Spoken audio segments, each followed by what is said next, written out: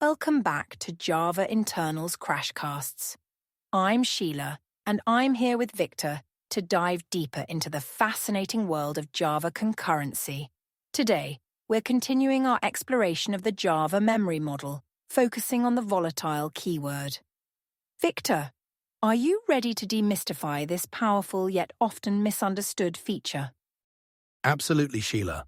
I'm excited to break down the volatile keyword and help our listeners understand its crucial role in concurrent programming. It's a topic that often confuses developers, so I'm glad we're addressing it today. Great. Before we jump in, let's set the stage for our listeners. We're currently in the 4th season of our podcast covering advanced topics. This episode is part of the Java memory model chapter, and we've just discussed the happens before relationship in our previous episode. Now let's kick things off with a quiz question for our listeners. Victor, would you like to do the honors? Certainly. Here's a question to ponder. True or false, using the volatile keyword guarantees that operations on a variable are always atomic. Take a moment to think about it, and we'll reveal the answer at the end of the episode. That's an intriguing question, Victor. It touches on a common misconception about volatile, and I'm sure our listeners will be eager to learn the answer. Now, let's start with the basics. Can you give us a brief explanation of what the volatile keyword does? Of course, Sheila. At its core, the volatile keyword in Java is a way to ensure that changes made to a variable by one thread are immediately visible to all other threads. It's like putting up a news bulletin board that all threads can see and read from instantly. That's an interesting analogy, Victor. So, if volatile is like a news bulletin board, does that mean it solves all our concurrency problems? Not quite, Sheila. While volatile is powerful, it's not a silver bullet. It primarily addresses visibility issues, which are just one aspect of concurrent programming challenges. To understand its strengths and limitations, we need to look at how Java handles memory when multiple threads are involved. That makes sense. Can you explain what you mean by visibility issues? Why don't changes to variables automatically become visible to all threads? Great question. Imagine each thread has its own notebook where it jots down the values of variables it's working with. The problem arises when one thread updates a value in its notebook, but other threads are still looking at their old notes. They might not see the change immediately because they're not checking the main reference book where all changes should be recorded. Ah, I see. So volatile somehow prevents this notebook problem? Exactly. When a variable is declared volatile, it's like telling all threads, hey, don't trust your notebooks for this variable. Always check the main reference book. This way, any thread reading a volatile variable always gets the most up-to-date value, no matter which thread last changed it. That's fascinating.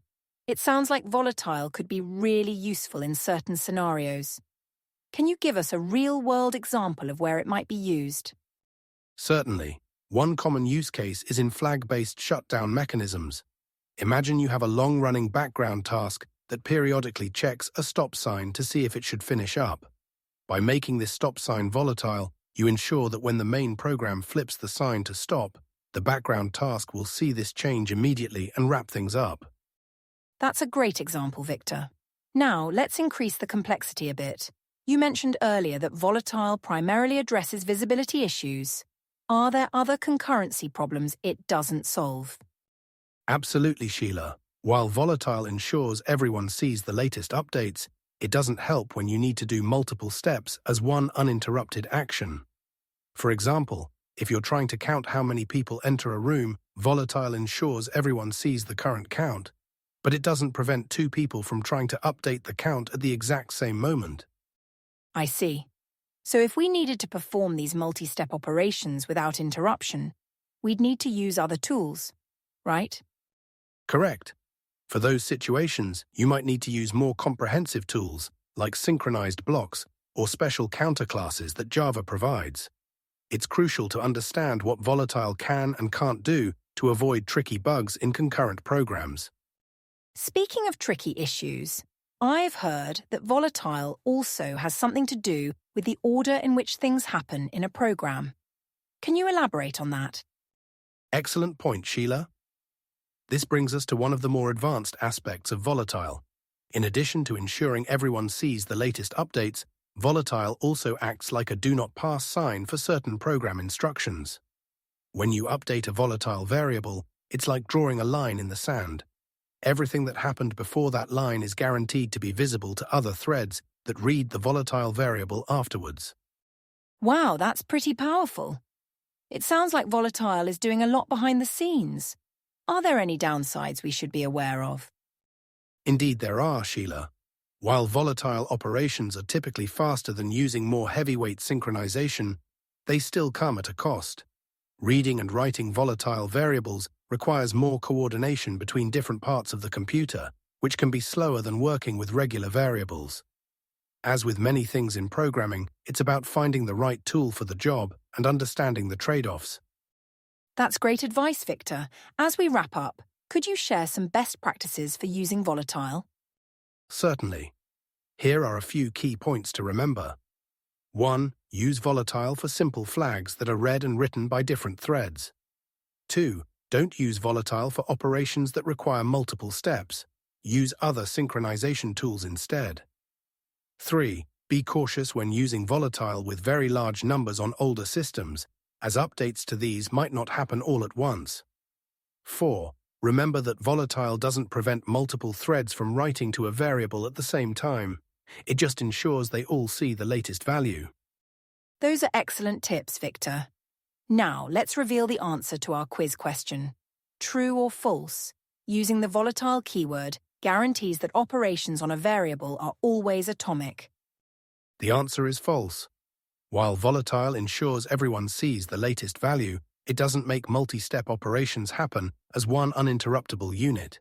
Only simple reads and writes of the variable itself are guaranteed to happen in one go. Thank you, Victor, for this enlightening discussion on the Volatile keyword. To summarize the main points for our listeners. 1. Volatile ensures all threads see the most recent updates to a variable. 2. It creates a sort of checkpoint that helps maintain a consistent order of operations across threads. 3. Volatile doesn't make complex operations uninterruptible. 4. It's great for simple flags, but has limitations for more complex scenarios.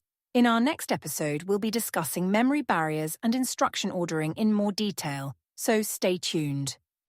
It's been a pleasure, Sheila. I hope our listeners found this deep dive into Volatile helpful.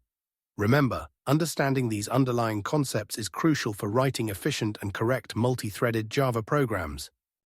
Absolutely, Victor. And to our listeners, thank you for joining us today. If you found this episode valuable, please subscribe to Java Internals Crashcasts and leave us a rating. Your support helps us continue creating in-depth content on Java internals. Until next time, happy coding.